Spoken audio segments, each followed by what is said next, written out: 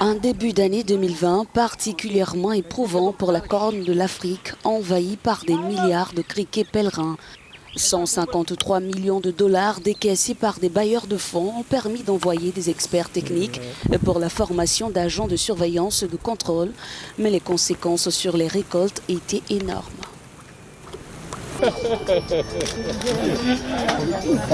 Un soir du 25 mars et en pleine campagne des élections législatives, le chef de l'opposition malienne Soumaïla Cissé avait été ravi dans la région de Tombouctou, retenu en otage pendant plus de 6 mois. Il retrouvera la liberté en octobre dans un pays qui est désormais dirigé par les militaires. Le 18 août, après plusieurs mois d'impasse, un coup d'État sans effusion de sang pousse le président Ibrahim Boubacar Keïta à la démission. Vous dire ma décision de quitter mes fonctions, toutes mes fonctions à partir de ce moment. Ibeka quitte les radars et un autre nom apparaît, celui de Félicien Kabouga, recherché depuis 26 ans. L'une des pièces maîtresses du génocide au Rwanda est arrêtée au mois de mai dans une banlieue parisienne et transférée à La Haye en attente de son procès. Et pendant ce temps en RDC, c'est un tout autre procès historique qui a retenu l'attention, celui de Vital Kamerhe. Il s'agit du programme du président de la République. Ce programme n'est pas le fruit de M. Kamerhe. Ce programme est avant tout élaboré et il est approuvé par le chef de l'État lui-même avant sa mise en exécution. Vital Kamerhe a finalement été condamné à 20 ans de prison pour détournement de deniers publics et corruption aggravée le samedi 20 juin. Cet illustre détenu politique en détention depuis le mois d'avril a été évacué en septembre dernier dans un hôpital de Kinshasa. Son parti, l'Union pour la nation congolaise, crie à l'acharnement politique. Quelques semaines avant ce verdict, le Burundi perdait son président, le guide suprême du patriotisme, Pierre Nkurunziza, mort le 8 juin, à la suite d'un arrêt cardiaque selon l'annonce officielle de la présidence. Des interrogations ont surgi sur les raisons de son décès. Son épouse avait été admise au cours du mois de mai dans un hôpital au Kenya, suspectée d'avoir contracté la Covid-19. Le Burundi, qui niait l'existence du coronavirus, avait alors organisé les funérailles de son défunt président sans l'observation de mesures barrières. Disparition également de l'ancien président ghanéen Jerry Rawlings le jeudi 12 novembre.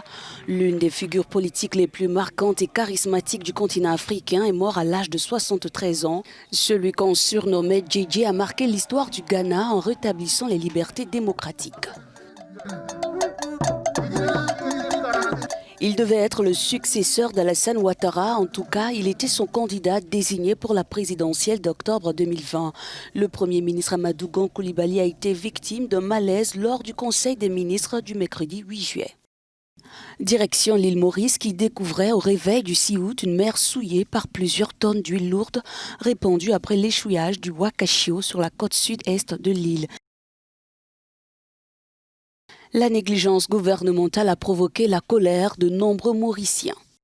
Environ 800 000 personnes ont été affectées par les inondations qui touchent le Soudan depuis le mois de juillet. Le niveau des rivières ne cesse de monter et menace la situation sanitaire dans de larges parties du pays.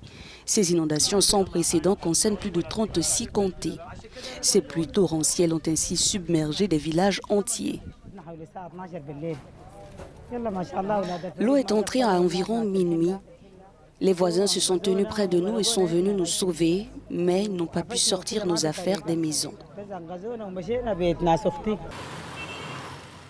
4 ans après les derniers cas au Nigeria, l'Afrique a éradiqué la polio, selon l'Organisation mondiale de la santé. Et le mercredi 18 novembre, la République démocratique du Congo déclarait la fin de la 11e épidémie d'Ebola de son histoire, marquée par la concomitance des urgences sanitaires et les recours aux vaccins. Au mois d'octobre, l'hashtag #EndSARS est devenu viral au Nigeria, ce qui a commencé comme une protestation contre la brutalité de la brigade spéciale anti-vol SARS de la police est devenu un moyen pour les jeunes d'exprimer leur colère contre les autorités pour exiger des changements.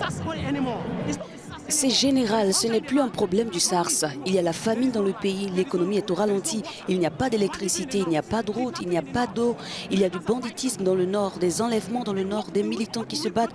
Pourquoi avons-nous voté? Nous avons voté pour que vous nous apportiez ce changement. Dans un discours à la nation, le président Muhammadu Buhari a appelé à la fin des manifestations, mais sa sortie n'a pas apaisé les tensions dans ce pays. Il a promis que son gouvernement mettrait tout en œuvre pour dissoudre la brigade de police anti-vol SARS et engagera une réforme plus large de l'armée. Selon des observateurs, depuis le mouvement SARS, la police a visiblement été transformée. Au Cameroun, des parents inconsolables après le drame de Kumba, dans le sud-ouest du pays. Un groupe de 9 assaillants terroristes a fait irruption dans le collège Mave Francisca International le samedi 24 octobre, tuant au passage 8 jeunes écoliers âgés de 9 à 12 ans. Après cette attaque, l'ONU a appelé au dialogue entre le gouvernement et les séparatistes pour résoudre le conflit qui décime une partie du pays.